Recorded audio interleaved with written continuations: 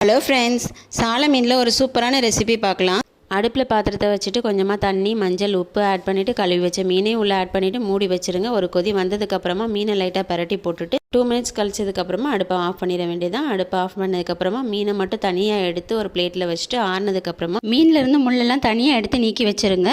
இப்போ மசாலாவுக்கு தேவையான பொருட்களெல்லாம் அரைச்சி எடுத்துடலாம். கொஞ்சமாக தேங்காய், சின்ன வெங்காயம், சீரகம் இதெல்லாம் போட்டு தண்ணி விடாமல் அரைச்சி எடுத்துக்கோங்க. உங்களுக்கு காரம் தேவைப்படுது அப்படின்னா இது கூட ஒரு வத்தலையும் சேர்த்து அரைச்சி எடுத்துக்கோங்க.